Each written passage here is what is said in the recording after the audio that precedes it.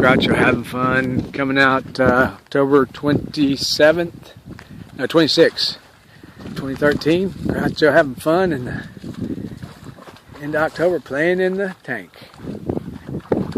And he also figured out how to cut through one pin screw to the next, one pin to the next. Get it, Groucho. Alright, and the fencing is complete on that side and all the way out to there, and also complete on the other post on the other side. So clean on all four sides. Come on, Groucho, come with us. Good job, Groucho just jumped out of there and you're one. Oh, beautiful. That's the dog that's spending the night at our house. Shake that mud off. And did you get a shot of your mud hound? All right. We just got done with our picture of our mud hound, but now a survey of the place. So the gates, the fences are complete. I'll see that last one's welded. I believe it is. All the posts are set. This heavy, the iron post there to hang the gate is set with rock from there and square on the side to the replaced posts. I'm going to take a pause and I'll start the fence back there. So then the old pin structure still there with the new fencing all the way out to the old post. Although those corner posts were there, then a new post. All that iron was there, but this fencing ironed on there, welded on there, and Groucho is not able to get in there. But it is also household canine proof. Alright, I've opened up the gate so the dog can get in. We need some kind of rock out here. As a matter of fact, I wonder whether that's what that is about. There is a little piece of lumber, but that hangs alright, open like that. So, and then getting in, the wall is square.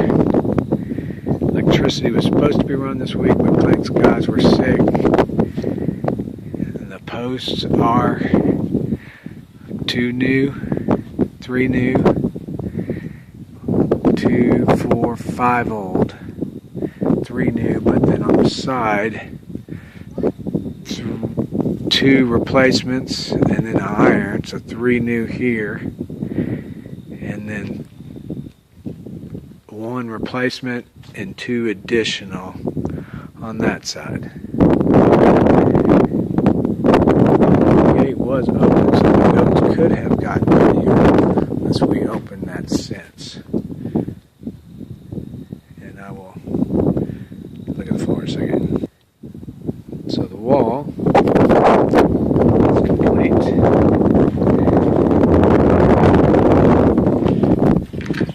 Open the gate latch to the front, which actually did a good job in getting a big center stone and fixed to the fence. The gate hung pretty almost perfectly. And then the fence done down to the gates. And the iron corner posts, I don't think I counted those at each front. So this was pretty well completely rebuilt. And then I get to clean up this debris and figure out how to use that old fence, if it can be used.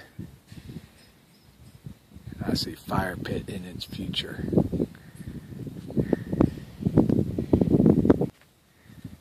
Can we undo those cross members, lay those across as top members, and lay that flat as a table in the barn? Build some kind of substructure, and I am looking at those 10 drums, pardon me, there you go. And too bad there's 2 put together, but 2 would make a perfect stand. I don't know about the height. Maybe a 3rd would make it even better. Okay, I'll move from looking at the fence and the gate and the potential to move slats below and those barrels, and move back to the floor while there's still some light. So the flooring, we've got caliche all the way through on the floor. This gate here hung back there at that spot. I'll go back through this, which I have already unlatched, which seems to seal itself. But then the floor is all caliche, used sand and caliche throughout this floor. And I'll just walk it and we'll look at some of the corners and edges. And the fill all worked very nicely. And there's the pup, the mutt. And here is another. This is absolutely huge. And don't know where that would go, but that would make a nice, fine piece of something. And that has not been messed with, and somehow I don't get the impression that Jose wants to mess with it, which is A-okay. We've got some stones laid out, so we walk out here, which is very well and appropriately done. Brief field, and Groucho getting to check out places to which he hasn't been. So a good barrel. Unfortunately, that barrel looks welded between the two. And if it were not, or if we had a cutting torch, could use that as a tabletop. But there is some iron that potentially could be used to make a foundation. Interesting. It's looks like some fence posts. How long are those? Oh, those are small pieces of tube. No, there are some 8-foot iron. So it could be enough to, one, hold up maybe a homemade grizzly, but two, also that material. All right, boys. So, one thing I thought about is putting this gate here up and down. Oops, dropped the phone. But right here in the middle. But what will fit in here? And I think, we don't know. Gary, my question is, that looks too big. Whoa. Somehow that zoomed way in. So that looks too big. But that one that's sitting on the other side of that fence, which is below the height of that fence, should fit in this width right here. Gregory, you stand at the head of the table. Go down, go down, go down. All right, stop. So that there's going to be a table here, and I can share this with Clint West. Clint, I am in the barn. There are now 2 unpaved quarters and 2 paved quarters. Actually, a third of those 2 unpaved quarters of the barn are also paved. But Gregory is representing what would be the head of a table, and I would be at the head of the table.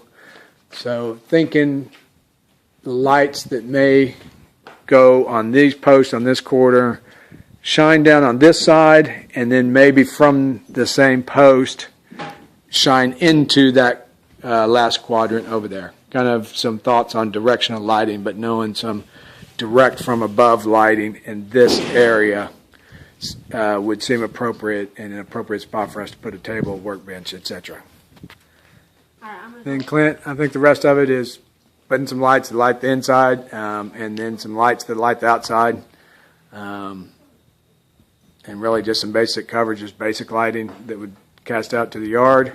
and then in the corners in the back, lights that will can just flood, and I guess they also could be just some ambient light that's pointed away from here if inside, but I would think on each of those corners, and to be quite honest, maybe in the very center and not necessarily on the corners.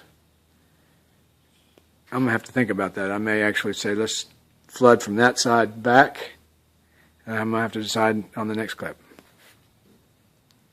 And I think it's pretty straightforward. A flood on each side, a dual flood on each corner, and will just be adjustable accordingly, because I'm thinking maybe the light coming from the front out towards the pastures and just a straight out here would be great, but no telling, may change those ideas. So I think just one on each corner.